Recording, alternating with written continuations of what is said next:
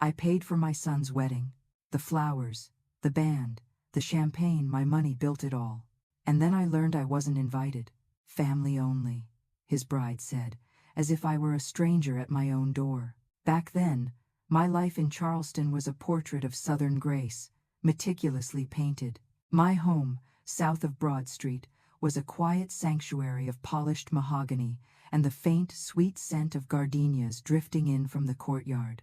My late husband, Robert, had left me financially secure, but it was my business, Thompson Events, Cuisine, that gave me my purpose. For 30 years, I'd orchestrated the city's most important moments: gubernatorial dinners, debutante balls, and lavish weddings overlooking the harbor.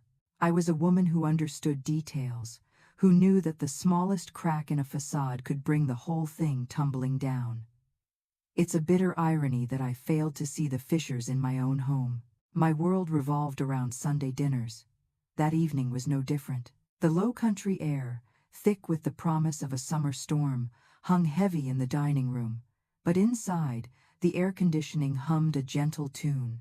The table was set with the family silver, each piece catching the light from the crystal chandelier above.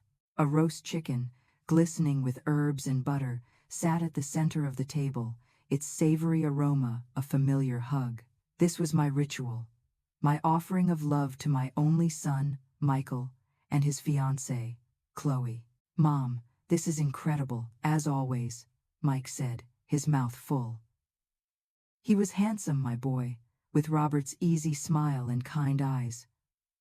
Or at least, what I still believed were kind eyes. He had a way of looking at you that made you feel like the most important person in the world, a talent he'd learned early and honed to perfection. "It's just a simple roast, darling," I said, refilling his glass of wine. "You say that, Evie, but your simple is what other people spend a fortune on at your events," Chloe chimed in, her voice as smooth and sweet as honey. She reached across the table and squeezed my hand, her rings cold against my skin.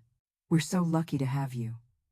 Chloe was beautiful, in that sharp, modern way that made my classic style feel a decade out of date. Her blonde hair was always perfectly styled, her clothes impeccably tailored. "She worked in art curation," she said, though I'd never quite understood what that entailed beyond attending gallery openings and having lunch. Tonight, she was talking about the plans for their new patio, her voice animated as she described Italian travertine tiles and a custom-built pergola. "It's just such a headache, though," she sighed, resting her chin on her hand. "The contractor just called. The price of lumber has gone up again, and he needs another deposit to secure the materials. It's thrown our whole budget out of whack." I saw the look that passed between them, a fleeting, practiced dance. Mike looked down at his plate, a troubled frown creasing his brow. "We'll figure it out, Chloe. I just need to move some things around." He said it to her, but the words were meant for me. It was the opening move in a game I knew all too well. I felt a familiar, gentle tightening in my chest. It was my cue. "Don't be silly, you two," I said, my voice bright and reassuring. "You've got enough on your plates with the wedding coming up. Let me help. How much do you need?" The relief on their faces was immediate and palpable. Chloe's smile, which had been strained, bloomed into genuine radiance. "Oh, Evie, we couldn't ask." "You're not asking, I'm offering," I said, already rising from my chair to fetch my checkbook from the study. It was a small price to pay for the harmony that settled back over the room, for the way Mike looked at me with gratitude, his eyes shining. "We're family," I said, handing them the check. "Family helps each other."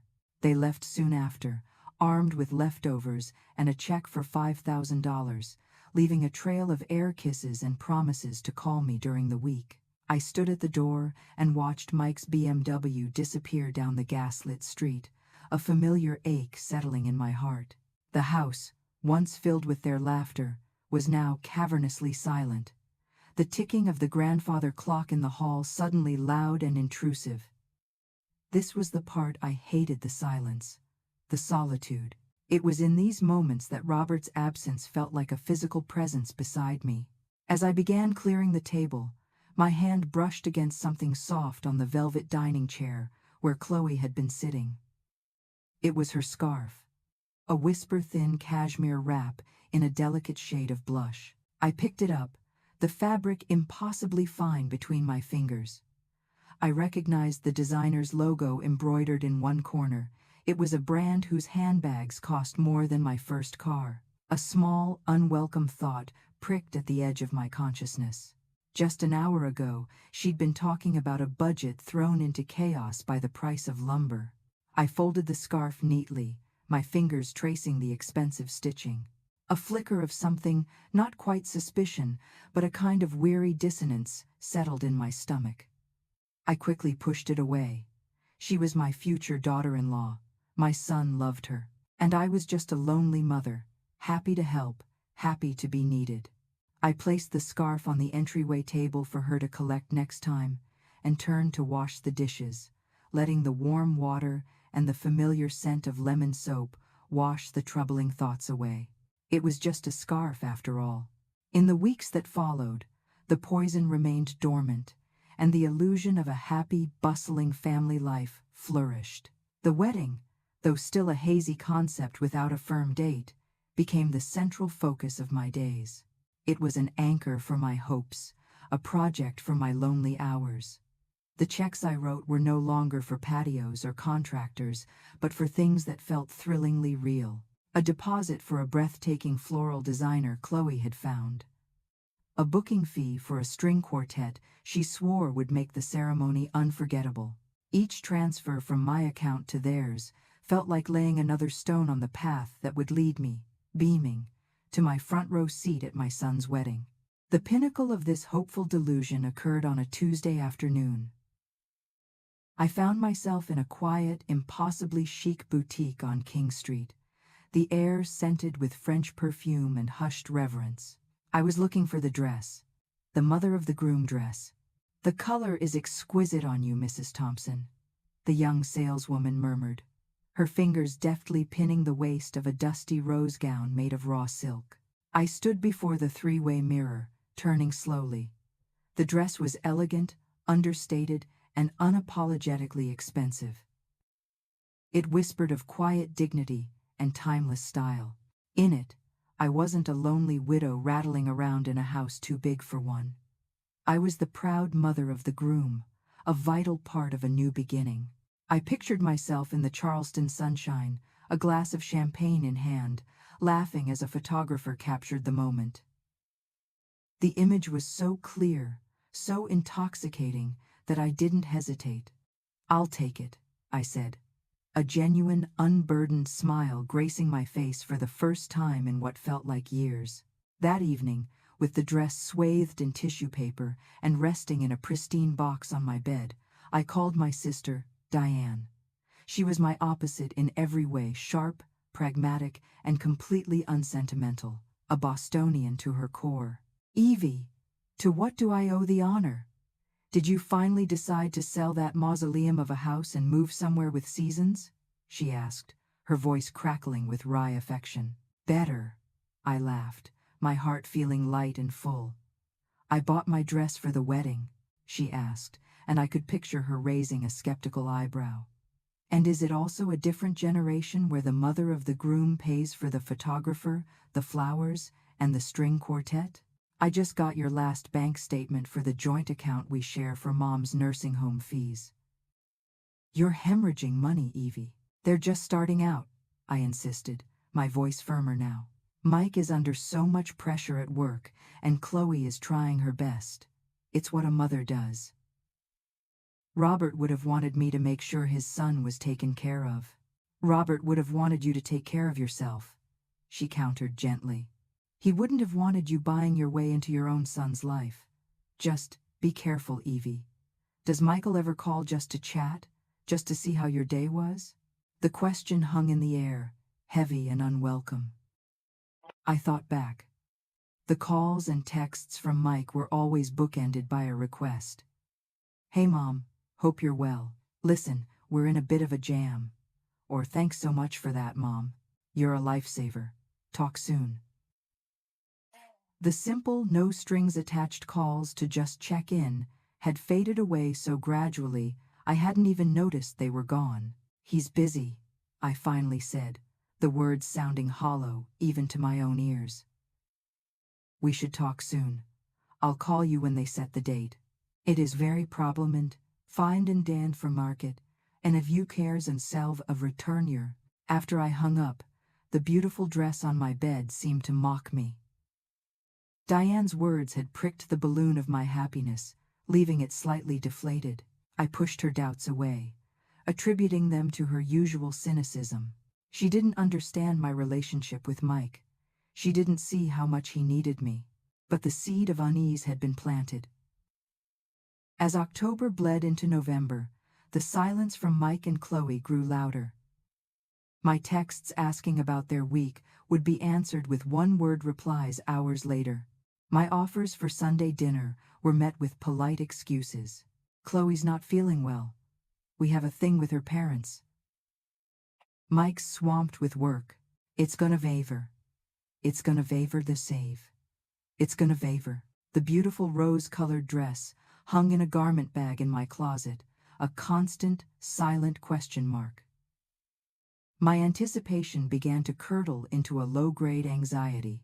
I found myself scrolling through Chloe's social media pages, searching for clues like a detective. Her feed was a curated stream of perfection lattes at trendy cafes, weekend trips to Savannah, charity galas with her glossy friends. There were photos of her with her mother, captioned, "My best friend." There were group shots with her bridesmaids, captioned, "Couldn't do this without my girls." I was nowhere, a ghost in my own family's narrative.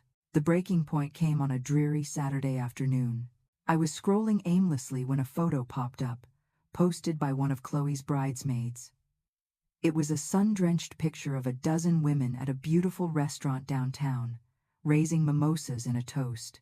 The caption read, "Showering our beautiful bride-to-be. The final countdown is on." My breath caught in my throat. I zoomed in. There was Chloe, radiant in a white dress, surrounded by her friends and her mother. It was a bridal shower that had happened last weekend, less than 3 miles from my house. No one had said a word. The casual cruelty of it felt like a physical blow, knocking the air from my lungs. The final countdown to what? I stared at the photo, at the smiling faces, and the gnawing unease I'd been suppressing for months erupted into a cold, sickening wave of dread.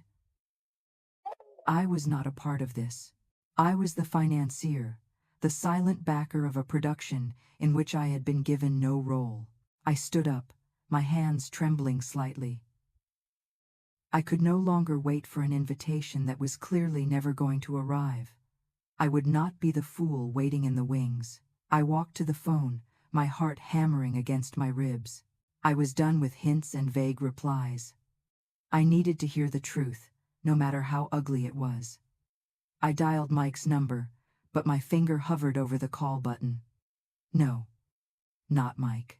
He would just placate me with gentle lies. I needed to speak to the architect of this whole affair. With a deep, steadying breath, I found Chloe's name and pressed call. The phone rang 3 times, each shrill tone echoing in the crushing silence of my house.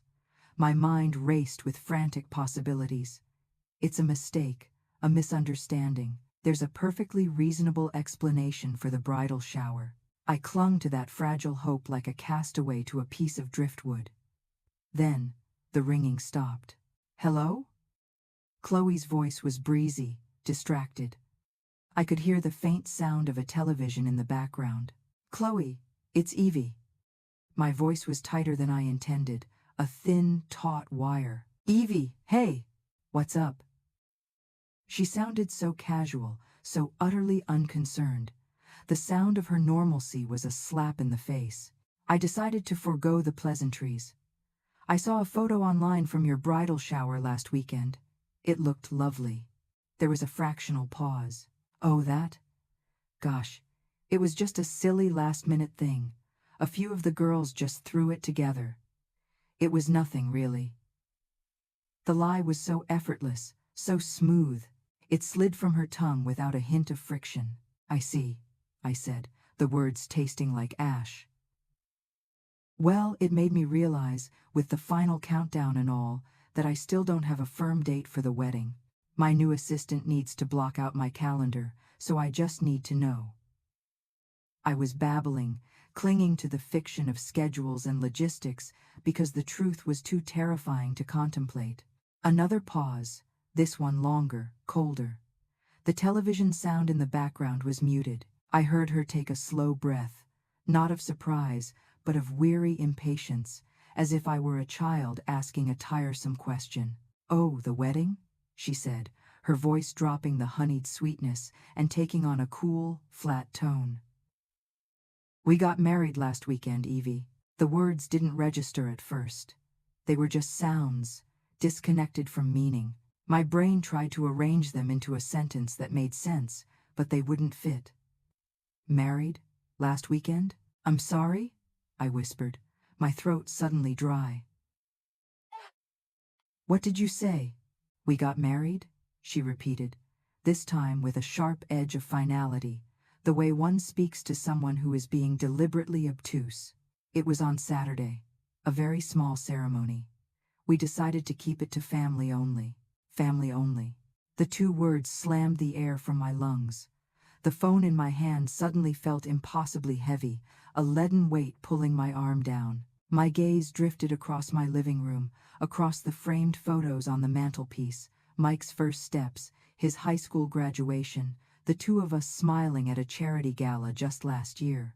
My entire life, I was his family. I was his only family. And in one sentence, this woman had redefined the word and excised me from it completely. A cold numbness spread through my limbs.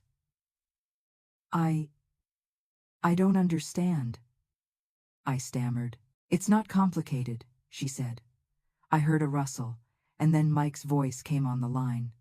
The sound of it, the one I had longed to hear, was the final, devastating blow. "Mom?" He sounded distant, his tone carefully neutral. It was the voice of a stranger. "Michael?" My own voice was a plea. "What is she talking about?" "Mom, we just wanted something simple," he said, the words sounding rehearsed, scraped clean of any genuine emotion. "It was just an intimate thing. Very quiet. We were going to tell you. We're going to tell you. Not, we're so sorry we didn't tell you. Not, we missed you." Just the cold, past tense dismissal. He was there the whole time, listening as his fiancée, no, his wife, gutted me over the phone. He had let her do it. My mind flashed to the rose-colored dress hanging in my closet, to the checks I had written, to the string quartet I had paid for to play at a ceremony I was never meant to witness. The sheer, calculated cruelty of it was staggering. They hadn't just excluded me, they had made me finance my own humiliation. I don't remember how the call ended. I think I might have hung up on him mid-sentence. The world narrowed to a roaring in my ears. I stumbled to a chair, my legs refusing to hold me. For a long time, I just sat there, clutching the dead phone, staring into the gathering twilight outside my window. Then, a new, compulsive need took over. The need to see. I wasn't a fool. I knew the story of a simple, quiet ceremony was a lie. My fingers, clumsy and trembling, found Chloe's profile on social media again. I didn't have to dig. The pictures were right there, posted 2 hours ago by her sister under a public album titled, "The Perfect Day. Congrats to Mr. Mrs. Thompson." The first photo stole my breath. It was Chloe and Mike. He was in a tailored tuxedo, looking happier and more handsome than I had ever seen him. And Chloe. She was in a spectacular white lace gown, a cascade of silk and pearls. It was a designer dress, the kind that costs a small fortune, a fortune I had undoubtedly provided. I swiped. My heart thudded painfully with each new image. There they were, exchanging rings under an archway dripping with the very white roses and peonies I had paid the deposit for. The venue wasn't a courthouse. It was the historic Rutledge House Inn, its elegant gardens sprawling behind them. I swiped again. A group photo, Chloe and Mike, beaming, flanked by her parents. Her mother, smug and proud, wore a dress that was remarkably similar in style to the one hanging uselessly in my closet. I swiped again. A toast. Chloe's brothers and sisters, their faces flushed with joy, raising glasses of champagne, the expensive brand I had recommended to the caterer. It was all there. A full, glorious, expensive wedding. There were at least 50 guests, friends, cousins, parents, siblings, a whole tribe of people they had deemed family. To the sane, and I, the woman who had brought their son into the world, who had paid for the very ground they stood on, was not. The words, family only, echoed in my head. No longer just a dismissal, but a declaration of war. My humiliation was absolute, a cold public spectacle I was forced to witness on a glowing screen. I sat alone in the dark, the light of my phone illuminating the tears I didn't realize were streaming down my face. The images of the perfect life I had funded but could never be a part of burning themselves into my memory forever. The hours that followed the phone call were a silent, colorless void. The shock subsided, leaving behind the wreckage of a profound, soul-deep grief. I didn't cry. The pain was too immense for tears. It was a physical weight, a block of ice forming in my chest, making it difficult to breathe. I wandered through my home, a ghost in the museum of my own life. Every object was a monument to my foolishness.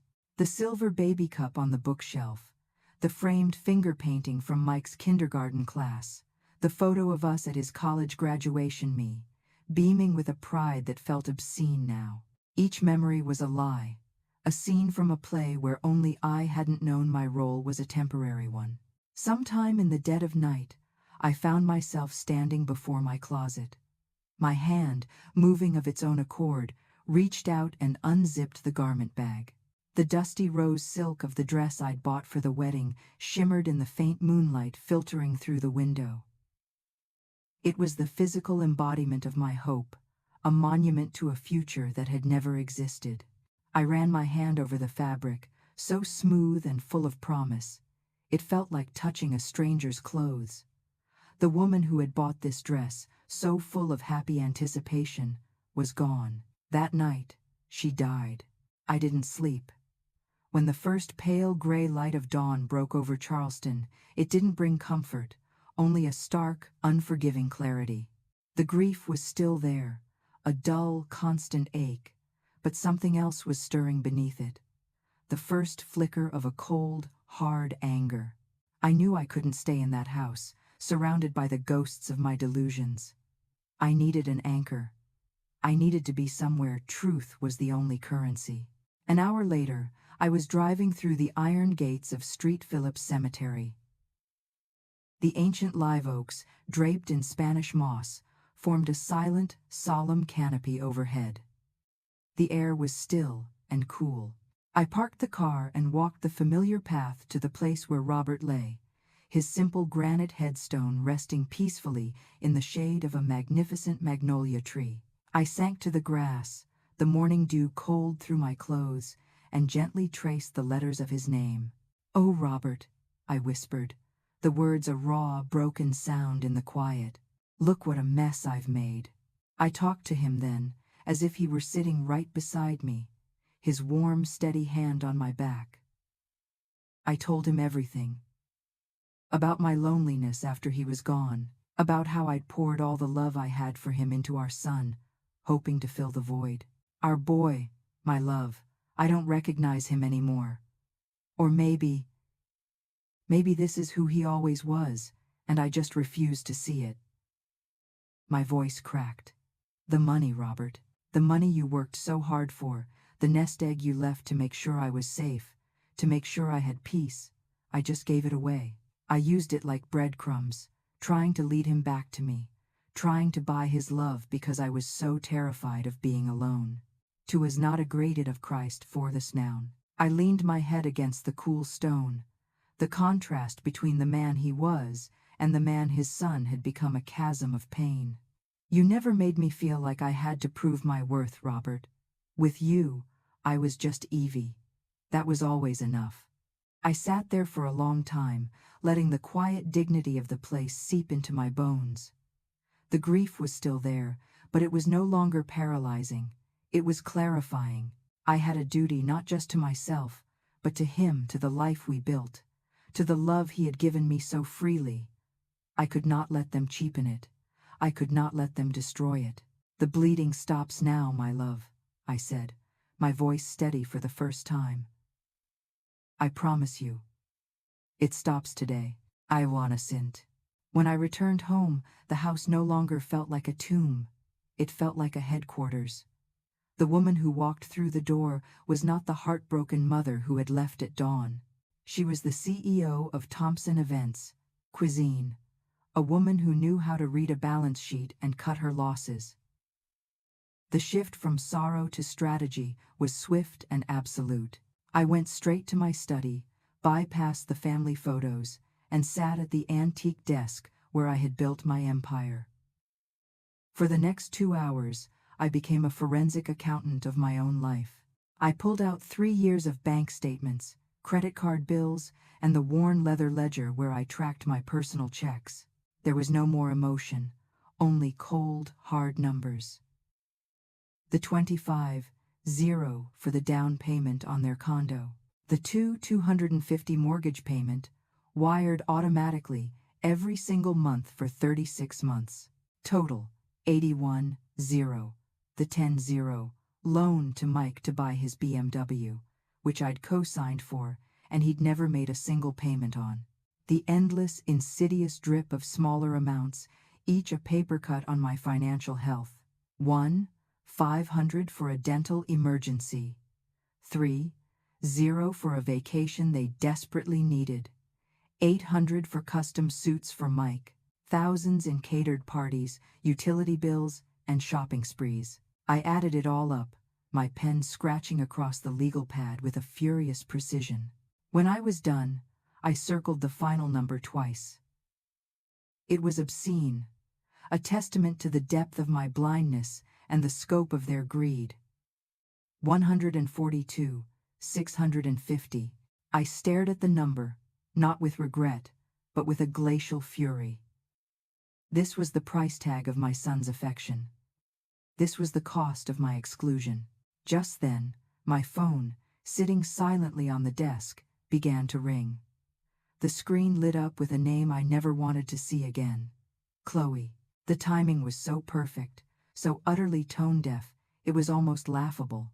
I let it ring 4 times, then answered, my voice calm and even. "Hello, Chloe. I prof." The voice on the other end was a frantic, high-pitched squeak, a world away from the cool, dismissive woman who had shattered my life. "Evie? Oh my God, Evie. Thank God you answered. I don't know what happened, but the automatic mortgage payment didn't go through. The bank just called Michael, and they said we're overdue and there are going to be penalties. Did you forget to transfer the money into the account?" I listened to her, panicked, babbling, my eyes fixed on the number I had just written down. I pictured her in her beautiful home, surrounded by the furniture I had bought, looking at the patio I had paid for, wearing the clothes I had subsidized. When she finally paused for breath, I let the silence hang in the air for a beat, savoring it.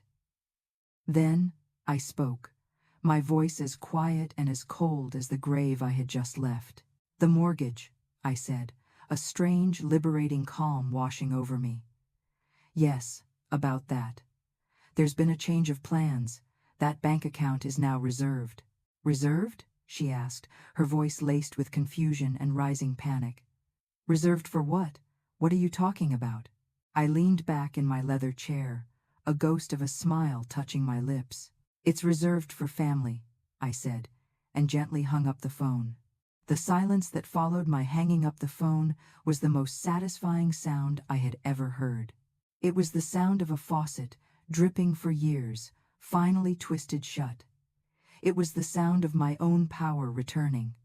Within seconds, my phone began to buzz frantically against the polished wood of the desk. First, Chloe's name flashed on the screen, then Michael's. It buzzed again and again, a frantic, desperate vibration. I looked at my son's name, the son I had loved more than life itself, and felt nothing but a profound and chilling emptiness. With a steady hand, I silenced the call and blocked both their numbers. The grief had been a paralyzing fog, but the anger was a crystallizing force. I moved through the next few hours with a purpose I hadn't felt in years.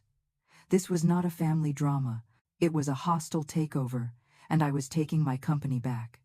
My first call wasn't to a friend or a therapist, but to Mr. Henderson at the bank, the man who had managed my portfolio for 2 decades. My voice was calm and firm, the same voice I used when a catering event was going off the rails. "David, it's Evie Thompson.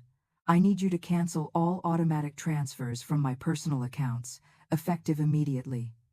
I also need you to remove Michael Thompson as an authorized user on the Amex Black Card."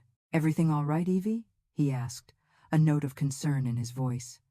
He had seen the river of money flowing from my accounts to my son's for years. "Everything is finally being put right," I said. "Send the paperwork over. I'll sign it today." My next call was to a locksmith. As a cheerful young man in a jumpsuit drilled out the old locks on my front and back doors, the metallic screech felt like a song of liberation. Each turn of his screwdriver was another bar on my gilded cage being pried open. I was no longer securing a home, I was fortifying a position. Finally, I called Diane. I stood in my sun-drenched kitchen, watching the locksmith work, and laid out the facts of the past 72 hours with the dispassionate clarity of a witness giving a police report. The secret wedding, the lies, the photographs, the staggering sum of money. When I finished, the silence on the other end of the line was heavy, not with judgment for me, but with a gathering fury on my behalf. "That blonde-headed little grifter," Diane finally spat, her Boston accent thick with rage. "I knew it. I knew from the day you sent me that Christmas photo, and she was wearing your mother's pearls. And Michael, my God, Evie, to stand by and let her do that to you, to his own mother." There was no hint of, "I told you so" in her voice, only the pure, undiluted loyalty of a sister. "I'm on the next flight out of Logan. I can be there by 9 tonight." "No, Di," I said, a lump forming in my throat at her fierce, immediate support. "You don't have to do that. This is my mess to clean up." "The hell it is," she snapped back, and I could hear her opening a cabinet, likely pouring a stiff drink. "This isn't a mess, Evie. This is a war. And in this family, we show up for the war. Real family shows up." Her words struck me with the force of a physical blow, directly contrasting with Chloe's twisted, convenient definition of the word. For the first time, I didn't feel alone. I had an ally. I had my sister.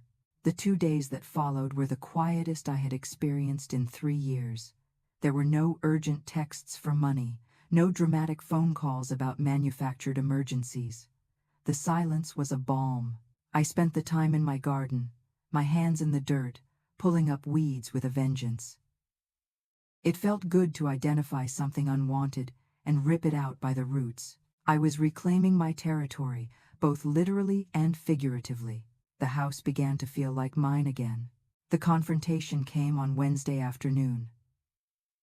The doorbell rang, not the gentle chime of a friend, but a hard, insistent 3-second press. My heart gave a single, hard thud, but it was a thud of readiness, not fear.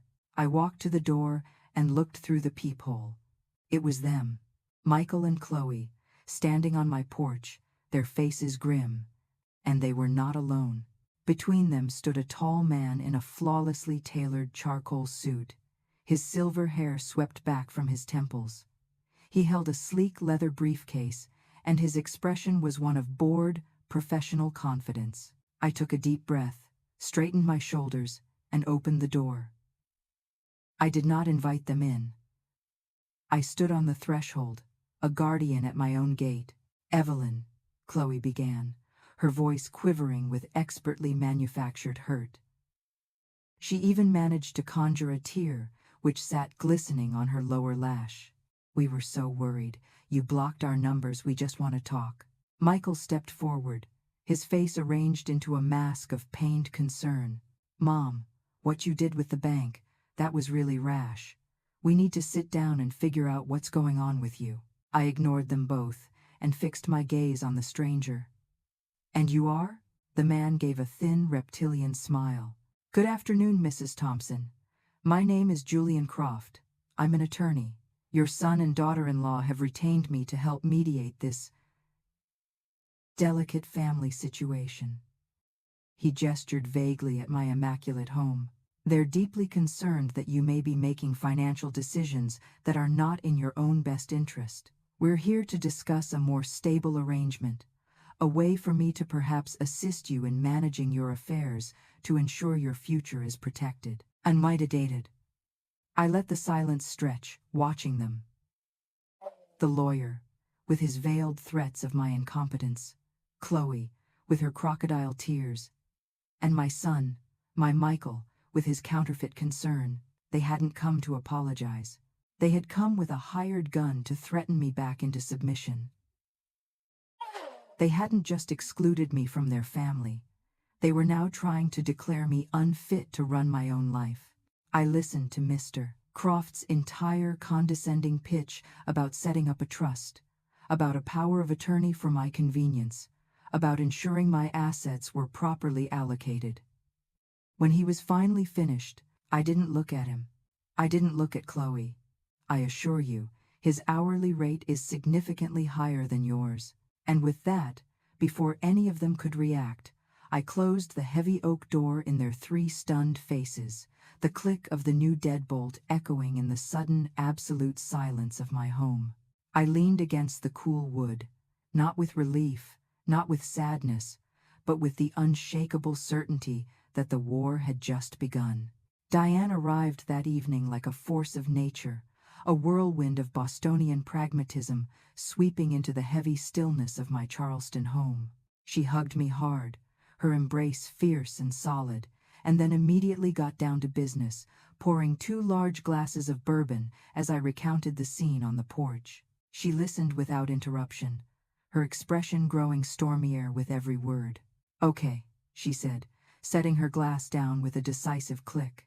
"So the direct assault failed. They marched up to the front door, bayonets fixed, and you shut it in their faces. Good for you." She took a long sip. "But don't get comfortable, Evie. They're not going to just retreat. They're going to lay siege." "What do you mean?"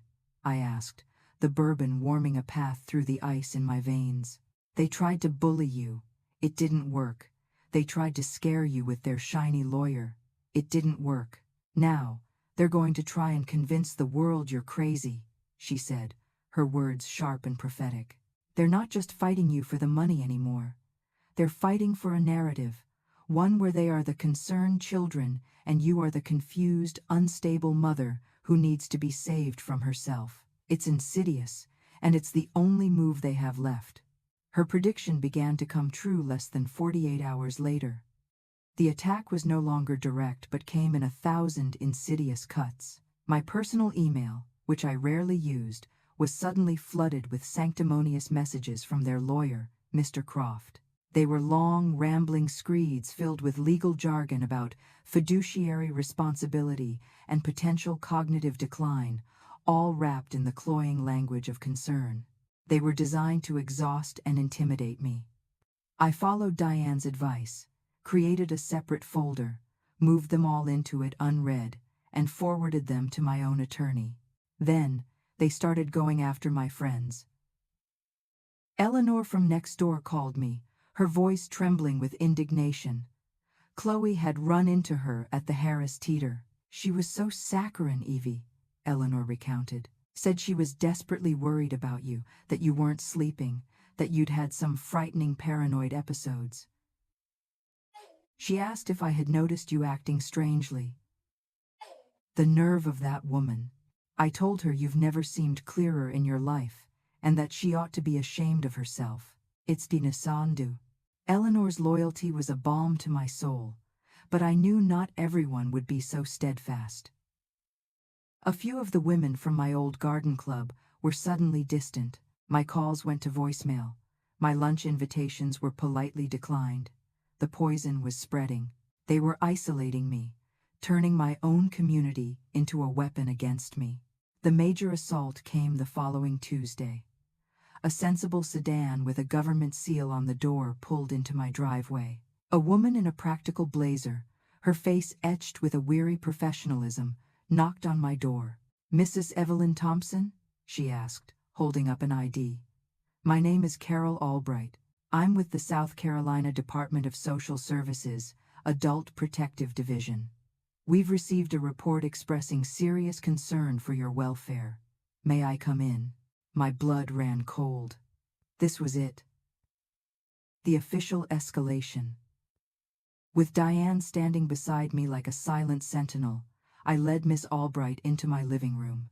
She sat on the edge of the sofa, her briefcase open on her lap, and began to list the accusations. Each one was a grotesque distortion of my own actions. "Mrs. Thompson, your son and daughter-in-law report that you have exhibited erratic financial behavior, abruptly cutting off long-standing support without a rational explanation. Admitting in Forsches and Mady." Before I could answer, Diane interjected coolly. "Is it the department's position that a financially independent woman is not permitted to decide how she spends her own money?"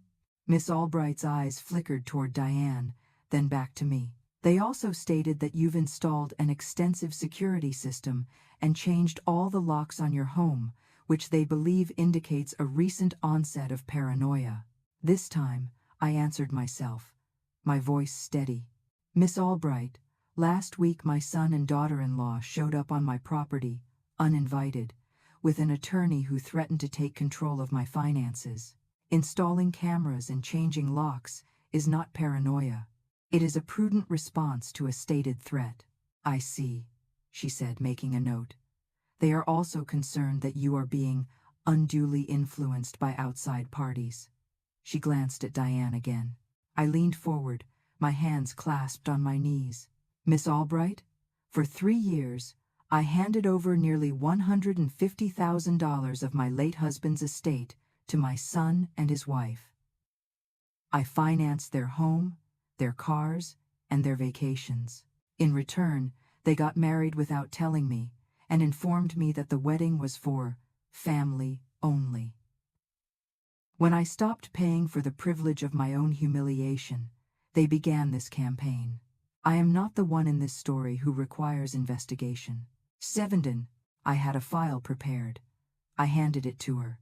Bank statements, credit card bills, a printed timeline of events. She looked through the documents, her professional mask slipping for just a moment, replaced by a flicker of genuine surprise. She left 20 minutes later, her promises to file a full report sounding far less ominous than when she had arrived. But the visit left a scar. They had brought the power of the state to my doorstep. They had made me a case file, a number. The final phase of their campaign was the most desperate. My family doctor of 30 years called me. "Evie, I had the strangest call from your daughter-in-law," he said, sounding bewildered. "She was claiming you were confused about your prescriptions and had missed several important checkups. According to my files, you have no standing prescriptions, and your last physical was 6 months ago, where you received a perfect bill of health." They were trying to manufacture a medical record to build a foundation of lies for the structure they intended to erect. The final blow landed on a Friday evening. Diane and I were in the kitchen, a rare moment of peace, sharing a bottle of wine and trying to decide on a movie. The doorbell rang, not the insistent press of an adversary, but a single formal chime. I opened the door to a nondescript young man in a cheap suit. "Evelyn Thompson?" he asked mechanically. "Yes." He pushed a thick manila envelope into my hands.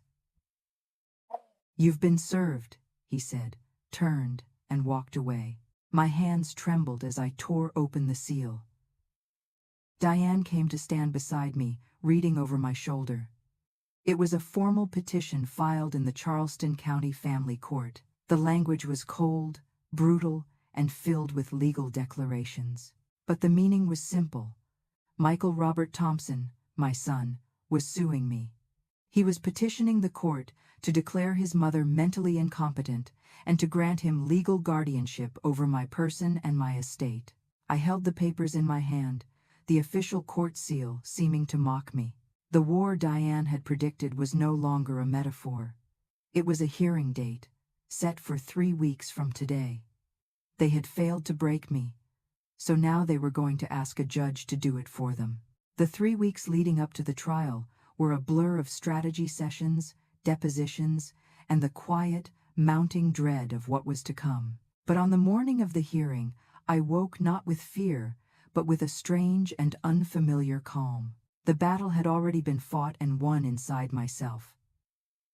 This was merely the formal declaration of my independence. I stood before my full-length mirror, not in a soft maternal shade of rose, but in a tailored navy blue suit with sharp, clean lines. It was the armor of a CEO, the uniform of a woman who ran her own life. This wasn't a family squabble. It was a business, and my very soul was the company I was refusing to let them liquidate. "You look like you're about to fire someone," Diane said from the doorway, a supportive smile on her face.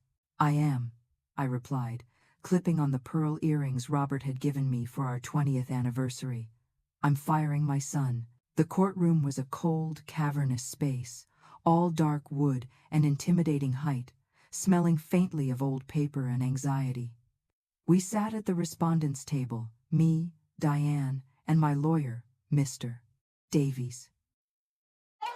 Across the aisle, a tableau of my betrayal. Chloe, dressed in demure black as if in mourning for my sanity. Their lawyer, Mr. Croft, looking smugly, confident, and Michael, my son. He refused to look at me, keeping his eyes fixed on a point on the far wall, his jaw tight. When our eyes did meet for a fleeting second, I saw no remorse, no sadness. I saw the grim, resentful expression of a man whose trust fund had just been cut off. Mr. Croft opened, his voice dripping with condescending pity. He painted a masterful picture of a beloved family matriarch, once a titan of Charleston society, now tragically succumbing to the mists of age.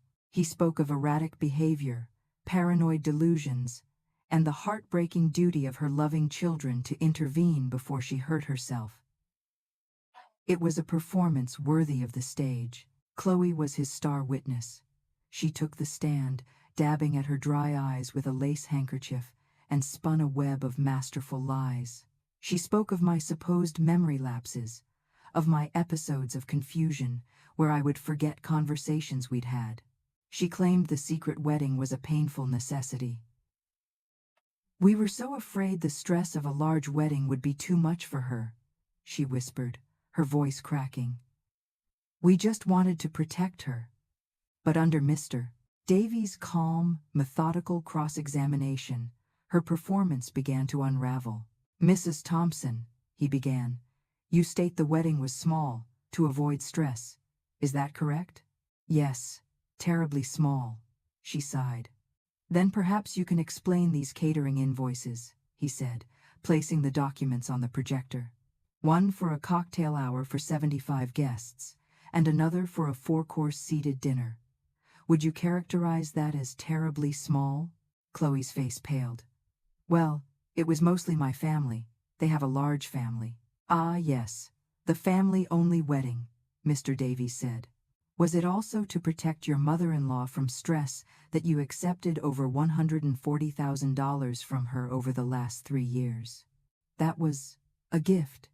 She wanted to help," Chloe stammered, her composure cracking, the victim mask slipping to reveal the hard, avaricious face beneath.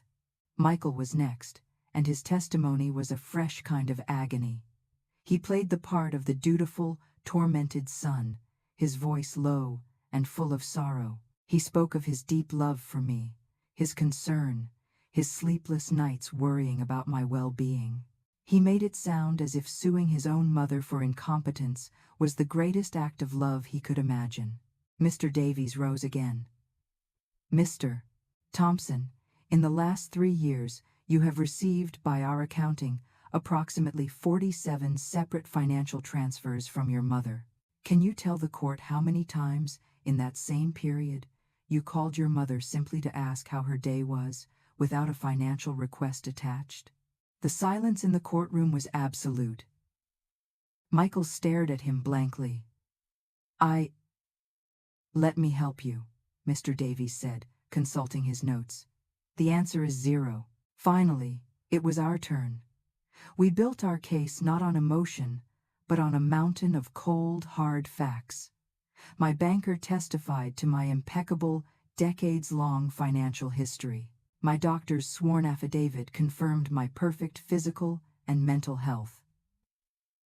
Eleanor took the stand and spoke of my clarity and resilience. But the most powerful blow came from Diane. She sat on the stand, radiating a furious, protective energy. For years, I listened to my sister talk about her son, Diane said, her voice ringing with authority. And in all those years, I never heard Michael express gratitude, only expectation. He never spoke of his mother's kindness, only her utility. At family gatherings it wasn't, "My mom is doing so well," it was, "My mom helped me buy a car." It wasn't, "I'm so proud of her business," it was, "My mom covered our mortgage again." He saw her not as a person, but as a resource, a service. And when the service was discontinued, he and his wife decided the provider must be defective. When it was my turn, I walked to the witness stand, my head held high. The room was silent. I felt the weight of the judge's gaze, of my son's, of Chloe's. I was no longer afraid. Guided by Mr. Davies, I told my story. I did not raise my voice. I did not cry. I simply presented the truth. The money, the lies, the exclusion, the calculated campaign of cruelty. Mr. Croft, on cross-examination, tried his best to paint me as a bitter, vengeful woman. "Mrs. Thompson," he asked, his voice slick with false sympathy, "don't you believe it is a mother's sacred duty to help her child?" I looked past him, directly at the judge. "I believe it is a mother's duty to raise her child to be an independent, honorable, and self-sufficient adult. I did that. My duties are complete. What I will not do, what I will never do, is finance a lifestyle for 2 grown adults who see my love not as a gift, but as an entitlement. That is not love. It is a transaction, and I am no longer for sale." The judge, a formidable woman named Eleanor Vance with piercing blue eyes, listened to the closing arguments without expression. When the lawyers were finished, she did not retire to her chambers. She steepled her fingers, looked out over the courtroom, and began to speak, her voice a low, powerful force that commanded absolute attention. "In my 20 years on this bench, I have seen many family disputes, most born of grief or misunderstanding," she began, her eyes sweeping over Michael and Chloe. "But rarely have I seen a case so transparently motivated by pure, predatory greed." Chloe gasped. Michael sank lower in his chair.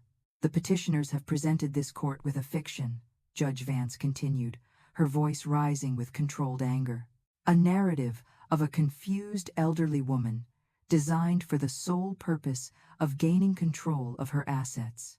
What the evidence has shown, however, is a woman of remarkable strength, clarity, and dignity, who has been subjected to profound emotional and financial abuse by the very people who should have been her staunchest protectors." She looked directly at me then, and her expression softened for a fraction of a second. "Mrs. Thompson, you are the picture of competence. This court sees no reason to question your ability to manage your own affairs. In fact, it seems you have only just begun to do so with the clear-eyed vision your situation requires." It was no have that Indon says and let her side. Then, Her gaze returned to Michael and Chloe, and it was as hard as granite. Therefore, the petition for guardianship is denied with extreme prejudice. Furthermore, I am ordering the petitioners, Michael and Chloe Thompson, to pay all of Mrs. Thompson's legal fees associated with this disgraceful action. This court will not be used as a weapon for financial extortion. She banged her gavel, the sound cracking through the silent room like a gunshot. It was over. A single tear, hot and cathartic, finally broke free and rolled down my cheek. It wasn't a tear of sadness, it was a tear of liberation. Across the aisle, I saw Chloe's face, contorted in a mask of pure, unadulterated fury. Michael, for the first time, looked up and met my eyes. In them, I saw the terrified, dawning horror of a man who had just gambled away his entire world and lost. We left the courthouse and stepped out into the brilliant, unforgiving Charleston Sunday. It felt like walking out of a long, dark tunnel. We didn't celebrate with champagne or a fancy dinner. Instead, Diane and I went back to my house, took off our shoes, and sat in the quiet of my garden. We didn't need to speak. The victory was not a loud, boisterous thing. It was a deep, resonant silence. The silence of a war finally over, of a fever finally broken. The fallout for Michael and Chloe was swift and brutal. Mr. Davies, my lawyer, informed me a few weeks later that the judge's order to pay my legal fees, a sum well into the six figures, had sent them into a financial tailspin. Their shiny, curated life, built on the sandy foundation of my money, collapsed. Eleanor from next door provided the more colorful details. She'd seen the for sale sign go up in front of their condo. She'd seen the sleek BMW being towed from their driveway.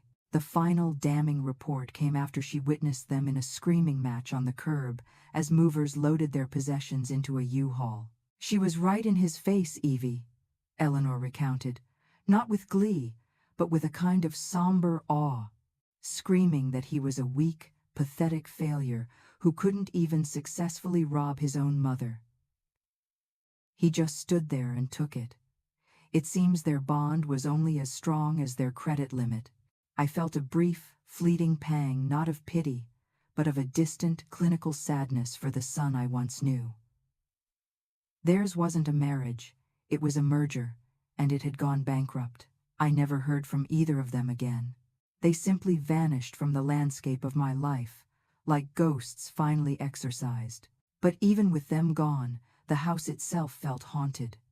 Every room held a memory, and every memory was now tainted. The dining room where they'd lied and manipulated me, the study where I'd written the checks, the living room where their phantom laughter seemed to echo. It was a beautiful home, but it was no longer a sanctuary.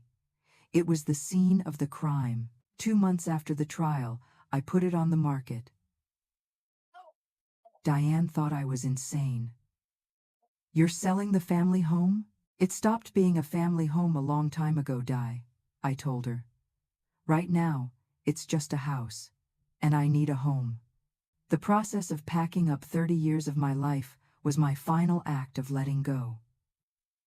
I went through Michael's childhood bedroom, boxing up his sports trophies, his yearbooks, his tiny bronzed baby shoes. I felt no anger, no grief. I felt only the quiet detachment of a historian archiving the artifacts of a lost civilization. I packed it all away and sent it to a charity depot. I was not erasing my past, but I was refusing to let it be my anchor. I sold the house and bought a light-filled condominium overlooking the Ashley River, a place with no history, only a panoramic view of the water and the sky. It was modern and clean, with white walls I could fill with my own future. With a significant portion of the proceeds, I established a grant in Robert's name, a fund dedicated to providing pro bono legal services for elderly victims of financial abuse. I had taken the ugliest chapter of my life and turned it into a weapon for someone else's defense. It was the best money I had ever spent, which is how I find myself here, 6 months later, sitting on a sun-drenched terrace in Tuscany. The air smells of cypress, lavender, and rich dark soil. A half-finished glass of Chianti sits beside me, and in front of me is an easel, holding a canvas splashed with the vibrant, chaotic colors of a field of poppies. My hands, which for years only wrote checks and wrung themselves in anxiety, are now stained with cadmium red and ultramarine blue. I had forgotten how much I loved to paint. I had forgotten how much I loved the person I was when I did. I look out at the rolling hills, golden in the late afternoon light, and I think of the woman I was a year ago. A woman who measured her worth by her usefulness to others. A woman who believed love was something she had to earn, to pay for in monthly installments. A woman so terrified of being alone that she allowed herself to be devoured. I feel a profound sense of peace for that woman, but I do not recognize her anymore. My life is quiet now, but it is not empty. It is full of the richness of my own company, the beauty of this ancient landscape, the simple, profound joy of putting a brush to canvas. I am not Michael's mother. I am not Robert's widow. I am Evelyn, and for the first time in my life, that is more than enough. The terrace in Tuscany glows with late light. A canvas waits, half filled with poppies and sky. My hands, once busy signing checks, are now stained with red paint. I think of the house I sold, the son I let go, the silence after the gavel came down. Love isn't a debt. Boundaries aren't cruelty. I sign my name in paint, not in ink. I am Evelyn, and that is enough. Thank you for being here and listening. Wishing you all peace and strength on your own journeys.